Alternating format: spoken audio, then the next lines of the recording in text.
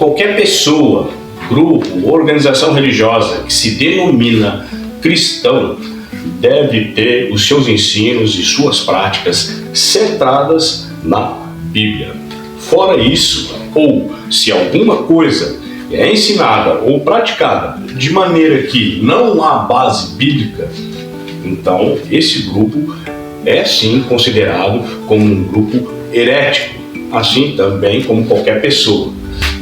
A nossa missão aqui no Papo Prudente é exatamente isso, é sermos prudentes em tudo aquilo que viemos a tratar relacionado à Palavra de Deus. E você está convidado ao nosso quadro dessa semana, Papo Prudente, aí com o desafio do plano de leitura anual da Bíblia. Legal, muito bem, seja muito bem-vindo mais uma vez aqui ao nosso Papo Prudente, que você já sabe, é claro, está desafiador nesse ano de 2025. E qual é o desafio? O desafio do plano da leitura anual da Bíblia.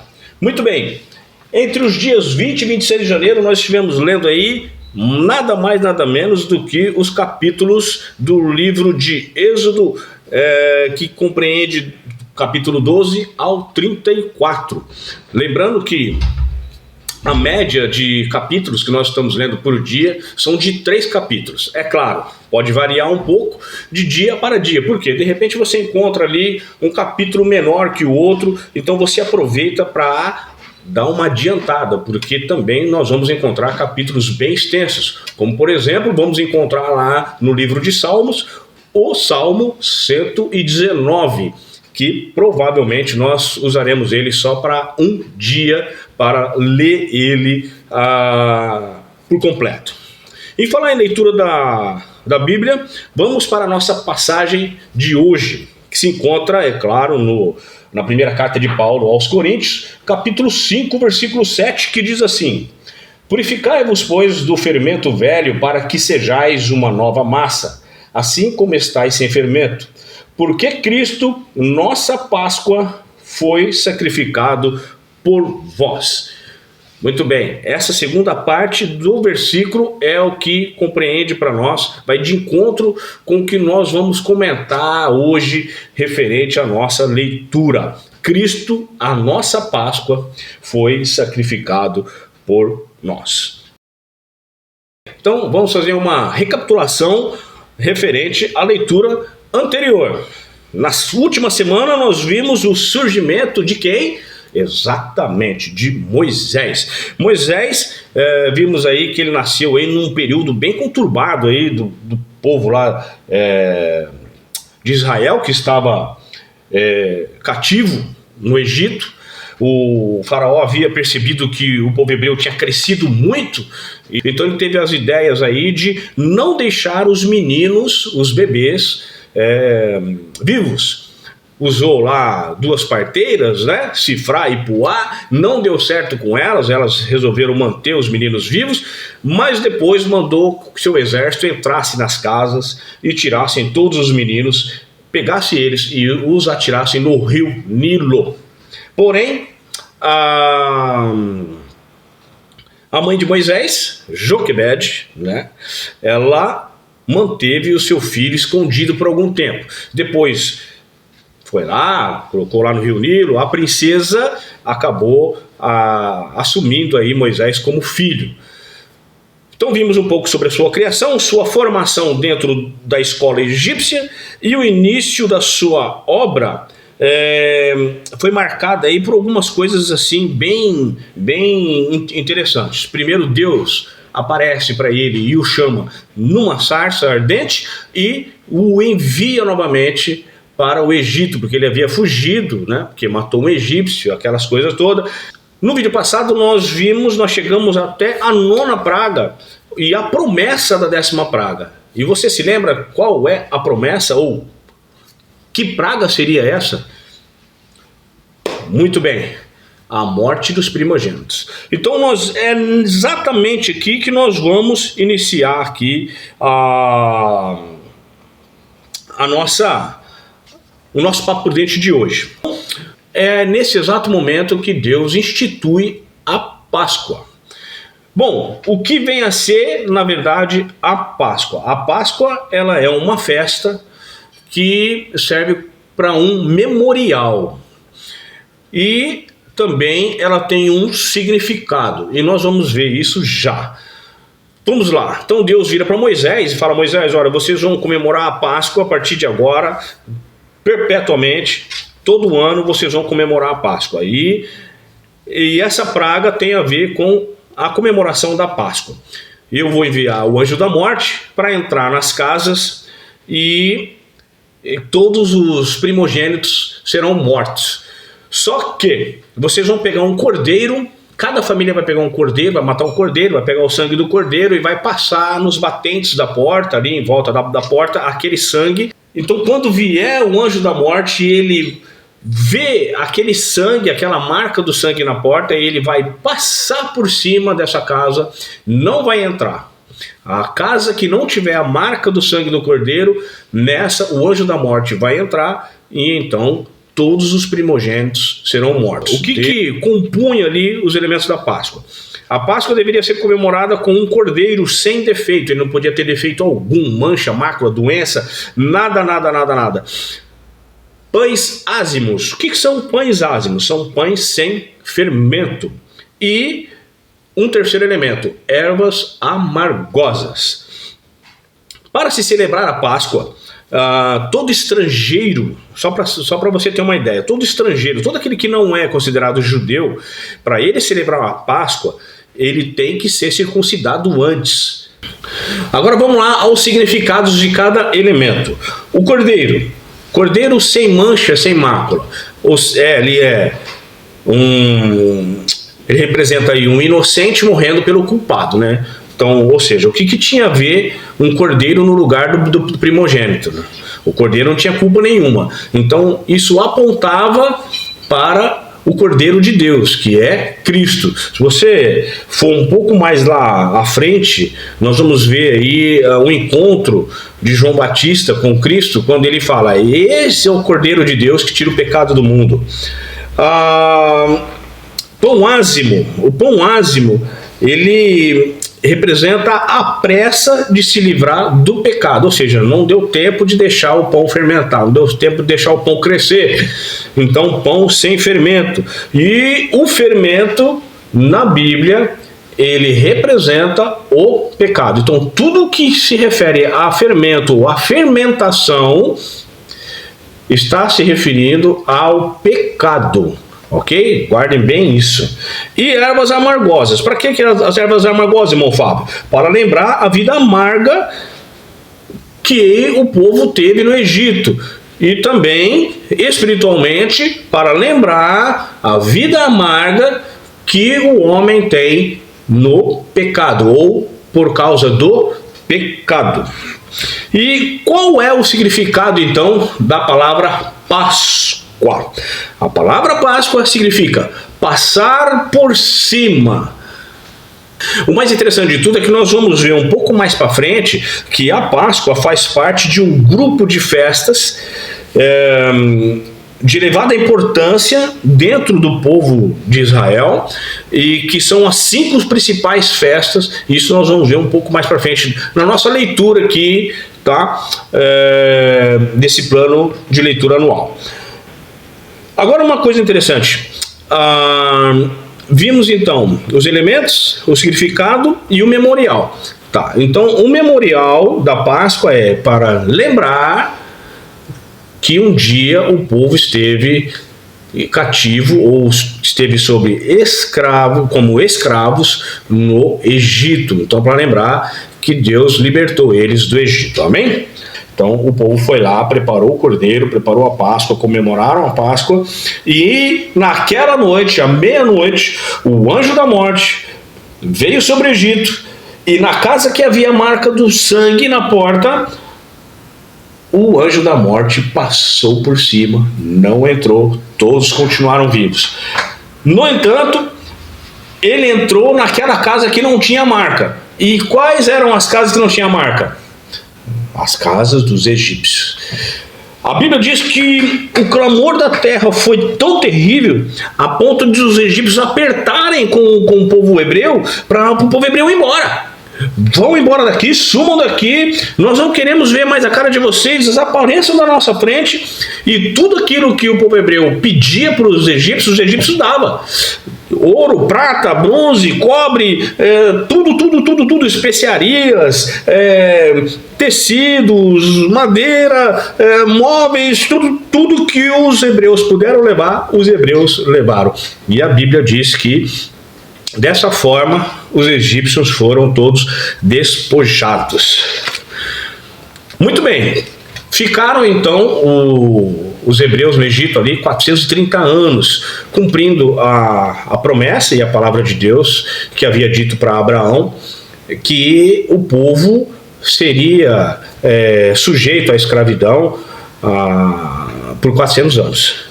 E a Bíblia diz que saíram naquela ocasião 600 mil homens. Vale ressaltar aqui que quando se fala em homens, geralmente são contados aqueles homens acima dos 30 anos. Alguns estudiosos vão até um pouco menos, vão até 20 anos. Então Deus endurece mais uma vez o coração do faraó. O faraó resolve catar todo o seu exército, seus carros e tal, e sai atrás do povo hebreu e querem pegar o povo hebreu de qualquer maneira, acabar com o povo hebreu, porque eles pensam, agora eles estão encurralados, porque eles foram em direção ao mar e dali eles não têm para onde correr. O povo começa a perceber que algo vem logo atrás deles. E alguns começam a reclamar.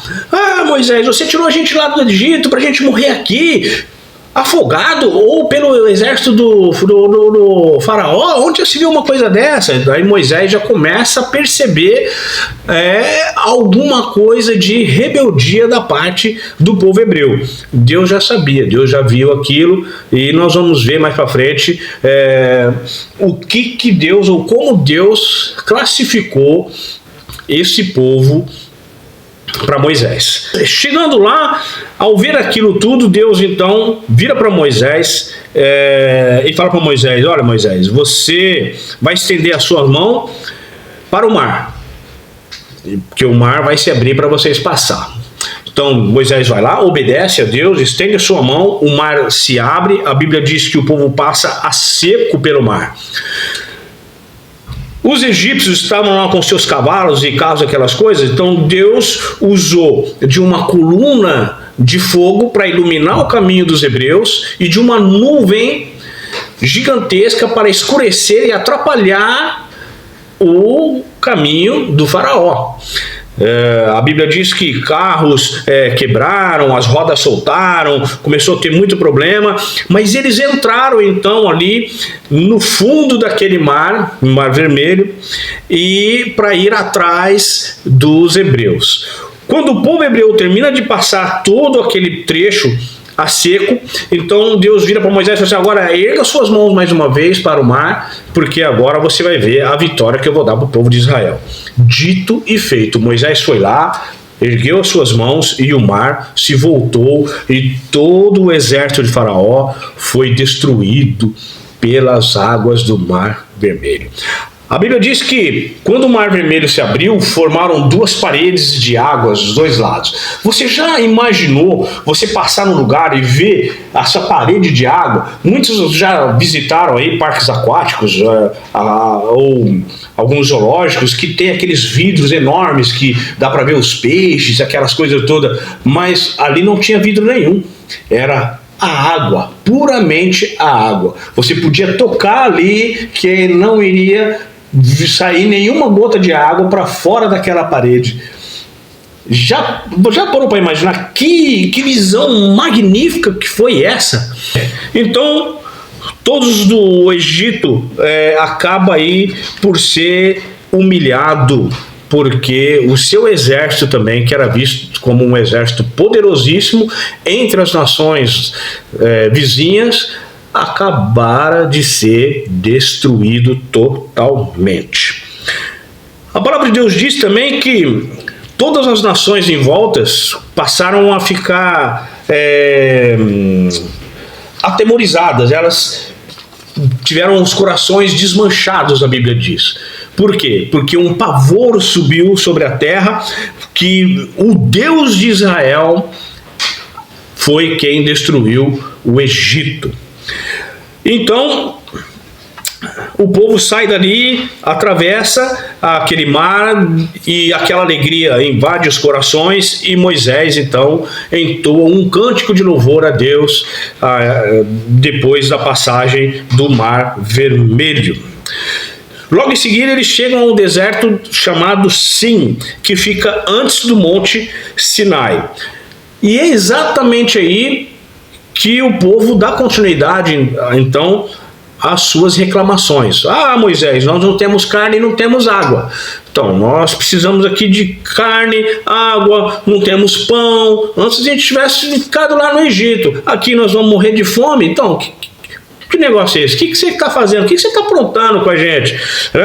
Então, Deus vira para Moisés e fala assim, olha, eu já percebi, já vi que esse povo é um povo de dura serviço. E foi esse o rótulo que Deus dá para Moisés referente ao povo de Israel, o povo de dura serviço. Então, diz para o povo se preparar, porque eu vou mandar carne e vou mandar pão para o povo. No entanto, esse pão vocês vão colher toda manhã, vocês vão pegar toda manhã, porque eu vou enviar, e vai pegar só o suficiente para aquele dia. Não é para pegar para o dia seguinte, porque se deixar para o dia seguinte, aquilo vai apodrecer e vai criar bicho. Então, o povo, naquela mesma tarde, Deus mandou lá um vento e trouxe ali cordonizes, que o povo encheu a barriga de carne e saciaram então a vontade de comer carne. E já no dia seguinte veio o maná, que era esse pão, que segundo a Bíblia era como se fosse semente de coentro branco e tinha sabor de bolos de mel. Depois disso, o que acontece? Acontece que o povo, sendo de dura serviço, ele começou a ter algumas atitudes contrárias àquilo que Deus tinha dito para ter. Primeira questão a respeito do maná. Então, Deus tinha falado, pega o suficiente por dia.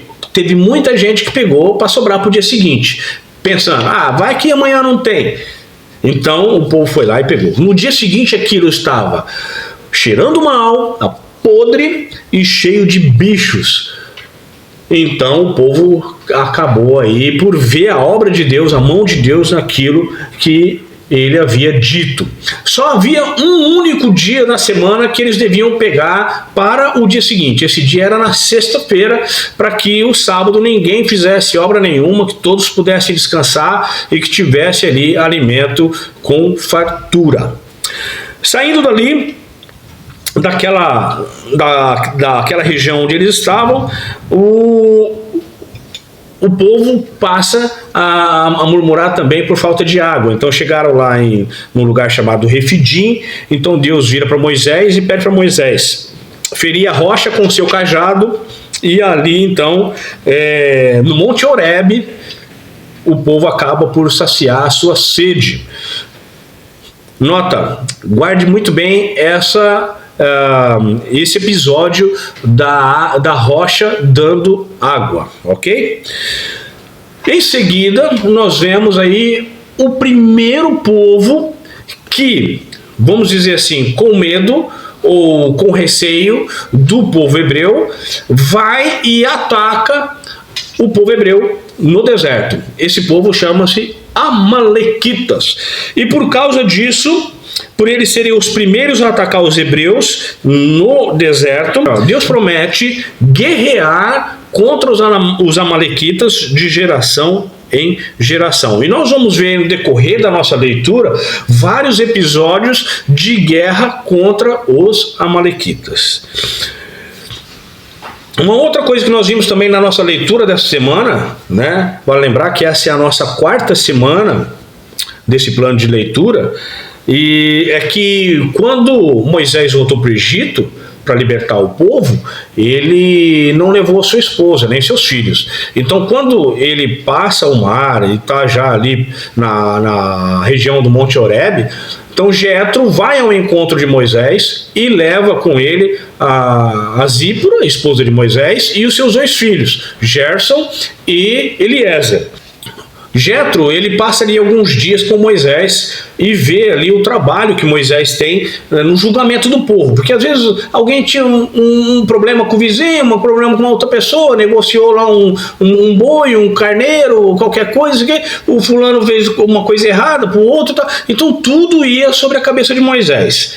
E Jetro vira para Moisés e aconselha Moisés a escolher homens ali capazes para que pudesse ajudar Moisés nesse trabalho todo aí de julgamento do povo. E o que foi muito bem feito. Deus então usa todo aquele espírito, aquela carga, aquela capacidade espiritual de Moisés julgar o povo, foi transferido então para os outros que foram escolhidos para auxiliá-lo nesse trabalho. Saindo dali de Refidim, então o povo entra no deserto do Sinai e acabam ali por se acampar. Deus manda eles se acamparem em frente ao monte Sinai. Deus chama Moisés para o monte, impõe limites para o povo, porque Deus iria falar com Moisés, então era para o povo se distanciar ali do Monte Sinai, não tocar no Monte Sinai, nem animal, ninguém, nada podia tocar no Monte Sinai. E também Deus manda vamos dizer assim, o primeiro mandamento para o povo de que tudo aquilo que Deus disser era para ser feito. Moisés dá essa ordem para o povo atende prontamente, e Deus chama Moisés novamente para o Monte Sinai. Moisés leva com ele Josué para ficar ali, para guardar e observar, né, sobre qualquer coisa, e Moisés ia até o cume do monte sozinho com Deus para poder receber as palavras de Deus. Então ali Deus dá para Moisés os que nós chamamos e que nós vemos na Bíblia como 10 mandamentos. Além disso, Deus dá também as leis sanitárias, a lei das festas, a lei do serviço sacerdotal e também a respeito da construção do tabernáculo. O que é tabernáculo, irmão Fábio? O tabernáculo era como se fosse um templo de adoração, um local onde os sacerdotes iriam fazer ali os sacrifícios para Deus, de acordo com o que Deus estava passando para Moisés, tintim por tintim.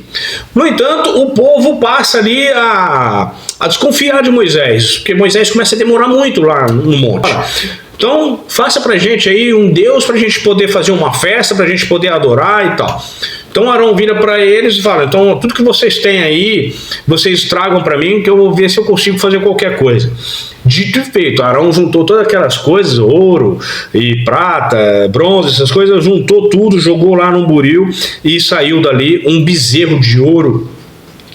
E decretou então que no dia seguinte seria feita uma festa de adoração a esse Deus. O que acontece? Acontece que Deus acaba de dar as ordens lá, os mandamentos para Moisés e fala: Moisés, olha, desce porque o povo já se rebelou contra mim. E eu vou destruir esse povo, Moisés. Moisés fala: não, Deus, o senhor não pode fazer uma coisa dessa. Onde já se viu? O que os outros povos vão pensar? Né? Que o senhor tirou o povo hebreu lá da terra do Egito para poder destruir o povo? Não faça isso. Tenha misericórdia, tenha compaixão do povo. Então Moisés tem aí a sua primeira prova, assim como aconteceu com Abraão. Quando Deus pediu para Abraão Isaque em sacrifício, Deus provou Moisés também nesse momento em que ele diz que iria destruir o povo e ia fazer de Moisés uma grande nação. Então Moisés intercede pelo povo e Moisés então encontra com Josué na descida do monte e Josué fala: Moisés, olha só, é alarido de guerra. Aí Moisés fala: não, mas esse alarido não é alarido de quem é vitorioso, não.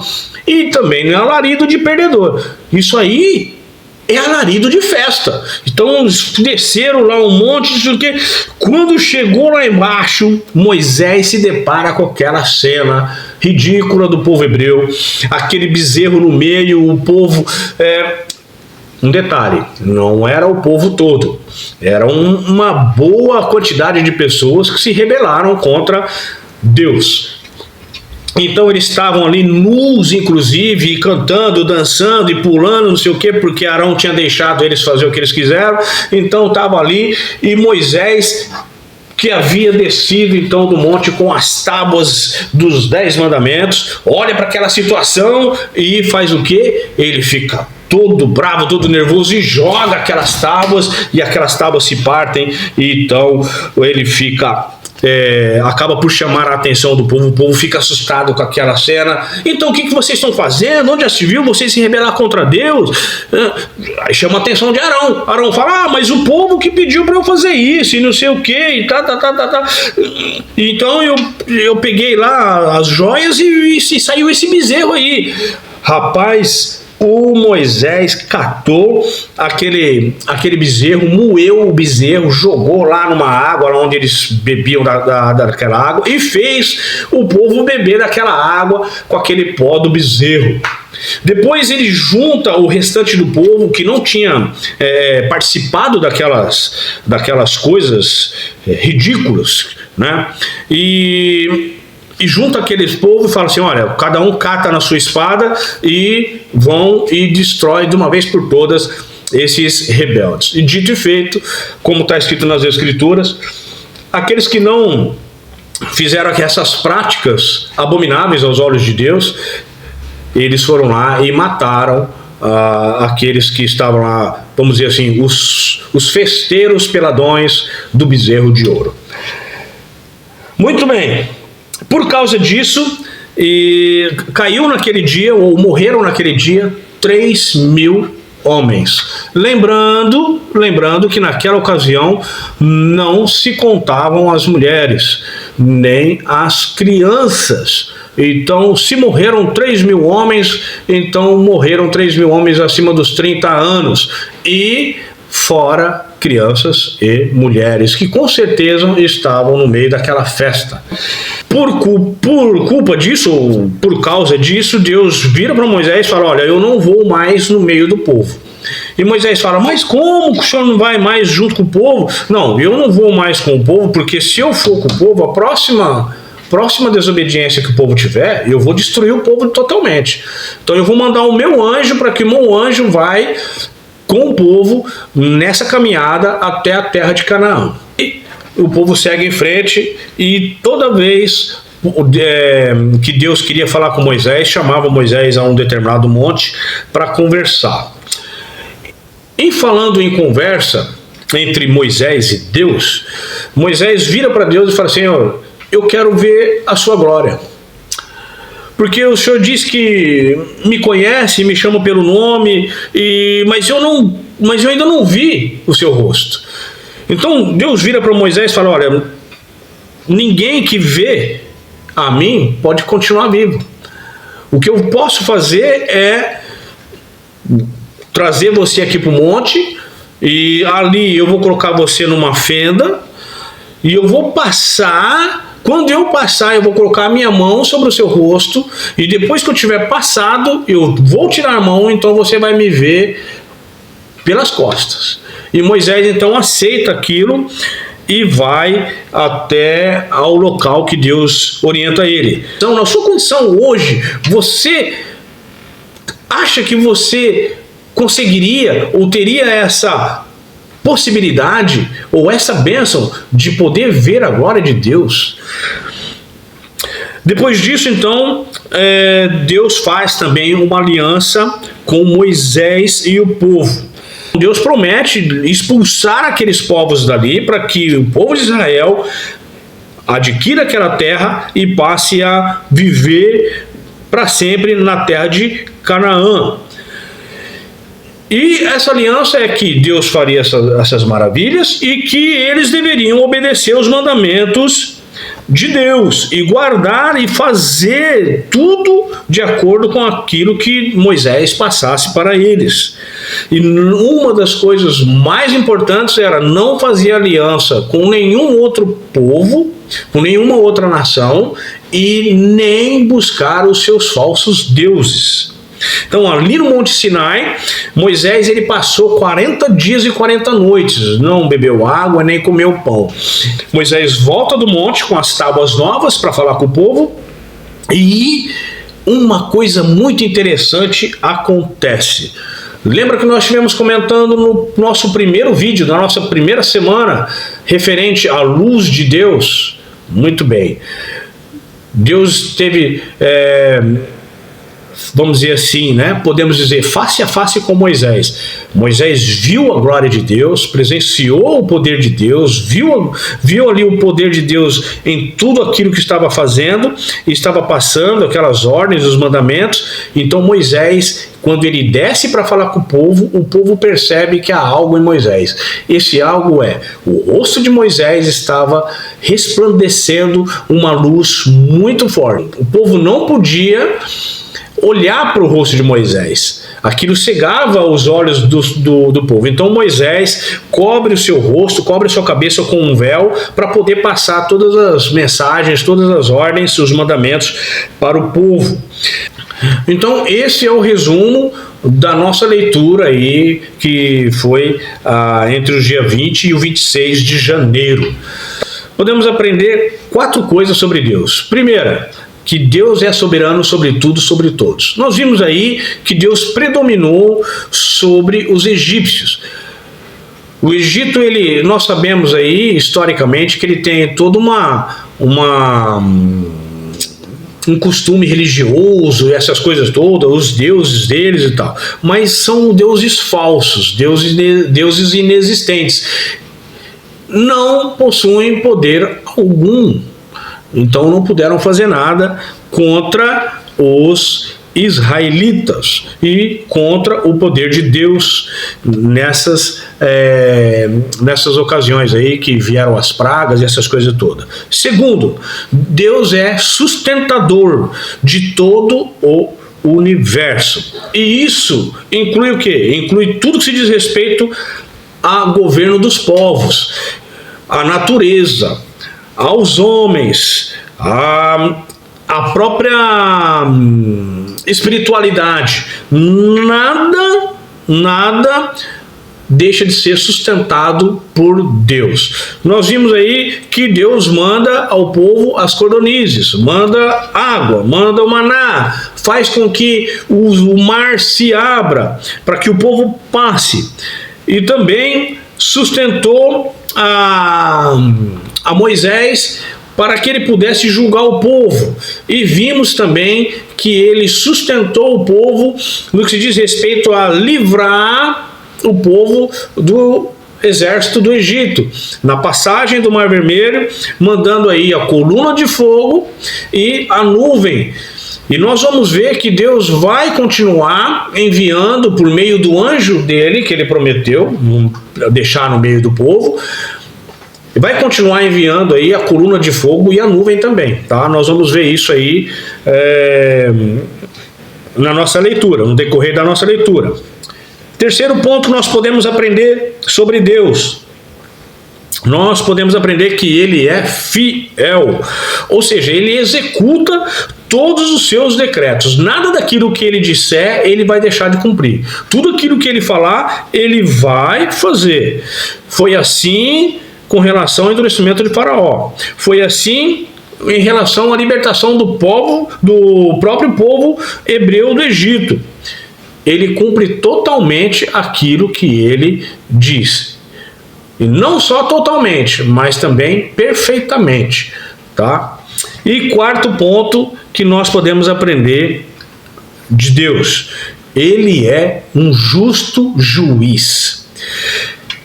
Ele julga justamente todos aqueles que se opõem contra ele, contra os seus mandamentos, contra os seus estatutos. Isso aconteceu com o próprio povo egípcio e também nós estamos vendo aí que está começando a acontecer contra o próprio povo judeu, contra o seu próprio povo, aqueles que se opõem contra a tua palavra. Deus, ele é justo em dar o justo julgamento para cada um. Amém? Legal. Agora, o que nós também podemos aprender com Moisés? Podemos também aprender 4 coisas com Moisés. Podemos aprender que ele confiou em Deus. No vídeo passado nós vimos que ele teve até um pouco de medo, um pouco de receio, a ponto de dar uma desculpa para Deus, para não ir ao Egito fazer o que Deus queria que ele fizesse.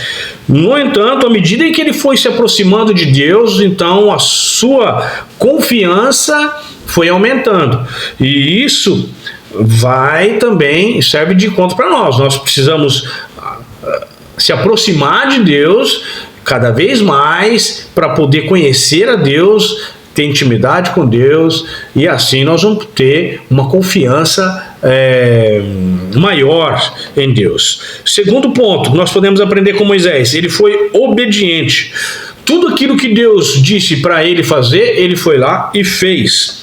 Terceiro ponto que nós devemos e podemos aprender com Moisés: compaixão. Moisés, ele teve uma compaixão tão assim espantosa, e até, vamos dizer assim, para mim foi uma compaixão surpresa. Por quê? A princípio Moisés não queria ir para o Egito para libertar o povo. É claro, com receio do que havia acontecido lá atrás, em relação àquilo que aconteceu com ele lá atrás. E de repente ele se vê diante de Deus, Deus prova ele dizendo que iria destruir o povo. Então Moisés vai lá, tem uma compaixão tão grande pelo povo a ponto de interceder pelo povo, e é assim que nós devemos fazer também, que é interceder por aqueles que estão no erro ou que estão longe de Deus. E quarto, intimidade. Nós falamos ali a respeito da confiança, né? A intimidade que Moisés teve com Deus permitiu que ele pudesse ver, né, a glória de Deus. A ponto de quando ele ia falar com o povo, ele descia do monte, o rosto dele resplandecia a luz de Deus. Aí fica uma pergunta, né, para a nossa meditação: será que temos intimidade o bastante com Deus a ponto de ter a nossa vida sendo resplandecida lá fora para o mundo ou para as pessoas que estão lá fora? A nossa vida, ela tem resplandecido também dentro do nosso lar, dentro do nosso trabalho, a nossa vida particular, a nossa vida íntima? Será que tem resplandecido a luz de Deus? Fica aí para a nossa meditação. Amém? Muito bem, mais uma vez lembro a você aí que está nos acompanhando a ir lá e se inscrever no nosso canal. Aproveita, ative as notificações, deixa seu like, comente e compartilhe à vontade com quantas vezes você quiser, com quantas pessoas você quiser. Pode ficar à vontade, compartilhe aí e não deixe de estar aí acompanhando os nossos vídeos aí dos resumos da leitura do plano anual da leitura anual da Bíblia. Gostaria de mandar um abraço então hoje, mais uma vez, como diz o nosso amigo Ricardo. Ricardo, um salve aí mais uma vez para você. Então, a toda a turma lá do Inter, o Thiago, que faz parte lá da turma do dia, o Daniel, o Alexandre, o Gonçalo e o Paulo. Gostaria de lembrar também de mandar um forte abraço para minha tia Sueli de Garça, a minha prima Cristiane, um beijão para você, Cris. Também aos meus grandes amigos, tio Júnior, tia Fran, tio Washington, tia Marcinene e também ao grande amigo William. Muito obrigado por estar aí nos apoiando, e a todo o pessoal inscrito no nosso canal. Muito obrigado pelo apoio, muito obrigado pela força. Que Deus abençoe a vida de vocês ricamente, cada vez mais. Forte abraço e te espero no próximo vídeo.